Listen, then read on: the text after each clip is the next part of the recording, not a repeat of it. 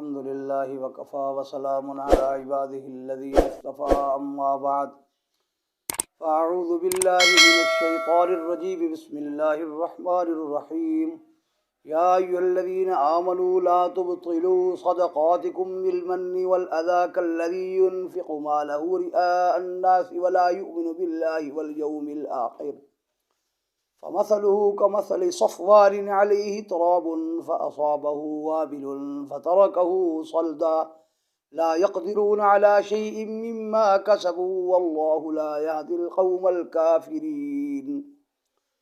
وعن شداد بن أوس رضي الله تعالى عنه قال سمعت رسول الله صلى الله عليه وسلم من صلى يرائي فقد أشرك ومن صام يرائي فقد أشرك ومن تصدق يرائي فقد أشرك أو كما قال النبي صلى الله عليه وسلم.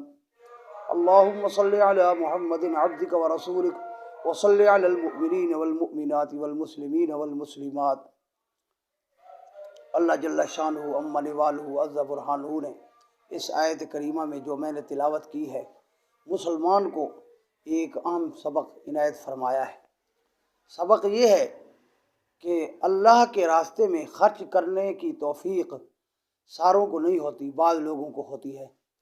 پھر ان بعض میں بھی وہ لوگ بھی ہیں، ان بعض لوگوں میں وہ لوگ بھی ہیں جو صدقات تو کر لیتے ہیں لیکن وہ صدقات کو پھر ضائع کر دیتے ہیں. اسی مسئلے کو اللہ تعالیٰ نے سمجھایا، یا ایھا الذین آمنوا لا تبطلوا صدقاتکم بالمن والأذى. اے ایمان والو، اپنے صدقے جو اللہ کے راستے میں تم کر چکے ہو ان کو باطل نہ کرو. کس کے ذریعے ان کو باطل کرو گے؟ ان کے ثواب کو کس طرح ضائع کر سکتے ہو تم؟ بالمن، احسان جتلا کر.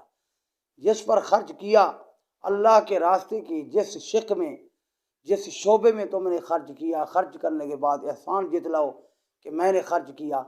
احسان جتلانے سے خدا تعالیٰ صدقے کو باطل قرار دیتا ہے، اس کا ثواب نہیں دیتا. نمبر 2، جس پر خرچ کیا اس کو تکلیف دے دے کہ میں نے تیرے اوپر مال خرچ کیا، اور اس کو احسان جتلا کر تکلیف دے یا کسی اور انداز میں تکلیف دے، تو تکلیف دینے سے بھی صدقات باطل ہو جاتے ہیں. اور جو لوگ اپنے صدقات کو خرچ کرنے کے بعد، صدقے کرنے کے بعد احسان جتلا کر، تکلیف دے کر وہ صدقوں کو ضائع کر دیتے ہیں، باطل کر دیتے ہیں، ثواب ان کا ختم ہو جاتا ہے، اس کو اللہ تعالیٰ نے ایک مثال کے ساتھ سمجھایا. کالذی ينفق مالہ رئاء الناس. ایسے لوگوں کی مثال اس شخص کی ہے جو اپنے مال کو خرچ کرے لوگوں کو دکھلانے کے لیے، لوگوں میں اپنے آپ کو نیک دکھلانے کے لیے کہ لوگ مجھے نیک کہیں، لوگ مجھے سخی کہیں. اس شوق پر اس نے مال کو خرچ کیا. کالذی ينفق مالہ رئاء الناس ولا یؤمن باللہ والیوم الآخر. اور وہ اللہ اور آخرت پر ایمان نہیں رکھتا. ایمان نہ رکھنے کا معنی یہ ہے کہ اللہ اور آخرت، اللہ سے اور آخرت والے دن حاضری کا اس کو تصور نہیں ہے کہ وہاں بھی مجھے ان صدقات، ان خرچ سے، نیکی سے کوئی فائدہ حاصل کرنا مقصود ہے یا نہیں ہے. ایماندار تو ہے لیکن اس ایمان کو مستحضر کرتے ہوئے اعمال کے اندر اخلاص نہیں پیدا کرتا، بلکہ وہ دنیا میں دکھلاوے کے لیے اور اپنے آپ کو سخی اور نیک جتلانے کے لیے خرچ کرتا ہے. پھر اس کی مثال کس طرح ہے؟ اس کے گھاٹا اٹھانے کی مثال اللہ تعالیٰ نے آگے دی. فرمایا کالذی ينفق مالہ رئاء الناس ولا یؤمن باللہ والیوم الآخر. اس کے بعد کیا فرمایا؟ فمثلہ کمثل صفوان علیہ تراب.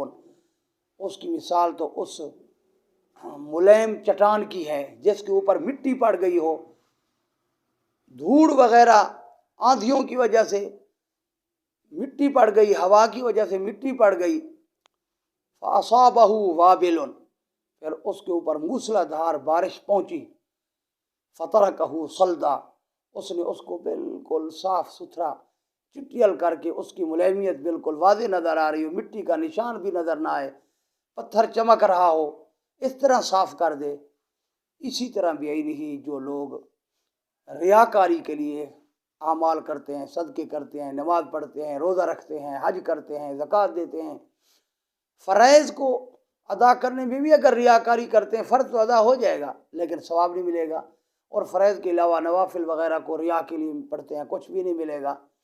لا يقدرون على شيء مما كسبوا، جیسے ایک آدمی دانے وغیرہ کوئی بیج ڈال دے ایسے ملائم پتھر پر جس پر مٹی پڑی ہوئی ہے، اور بارش آئے اور مٹی اور دانے بہا کر لے جائے، پتھر کو صاف ستھرا کر کے چھوڑ دے، اس سے بیج ڈالنے والے کو کچھ نہیں حاصل ہوتا۔ بعینہ، اسی طرح اللہ تعالیٰ فرماتے ہیں جو ریاکاری کے لیے اعمال کرتے ہیں، احسان جتلاتے ہیں اور تکلیف دیتے ہیں خرچ کرنے کے بعد، یا ریاکاری کے طور پر خرچ کرتے ہیں، لا يقدرون على شيء مما كسبوا، جو انہوں نے کمایا اس میں سے کسی شے پر بھی ان کو کوئی شے قدرت کچھ بھی نہیں ملے گا۔ واللہ لا يهدي القوم الکافرین، ایسے ناشکر لوگوں کو اللہ تعالیٰ ہدایت نہیں دیتا، کفران نعمت کرنے والوں کو ہدایت نہیں دیتا، جو لوگ ریاکاری کرتے ہوئے نعمتیں اللہ کی کھاتے ہیں، عبادت لوگوں کو دکھلانے کے لیے کرتے ہیں۔ اس حدیث شریف میں جو حضرت شداد بن اوس رضی اللہ عنہ کی تلاوت کی، میں نے فرماتے ہیں کہ میں نے رسول اللہ صلی اللہ علیہ وسلم سے خود سنا، آپ صلی اللہ علیہ وسلم نے ارشاد فرمایا، من صلی یرائی فقد اشرک، جس نے نماز پڑھی دکھلانے کے لیے اس نے شرک کیا، جس کو شرک خفی کہتے ہیں، ریاکاری۔ من صلی یرائی فقد اشرک ومن صام یرائی فقد اشرک، روزہ دکھلاوے کے لیے رکھا تو اس نے بھی شرک کیا۔ ومن تصدق یرائی فقد اشرک، جس نے صدقہ دیا مقصود دکھلاوا ہے اس نے بھی شرک کیا۔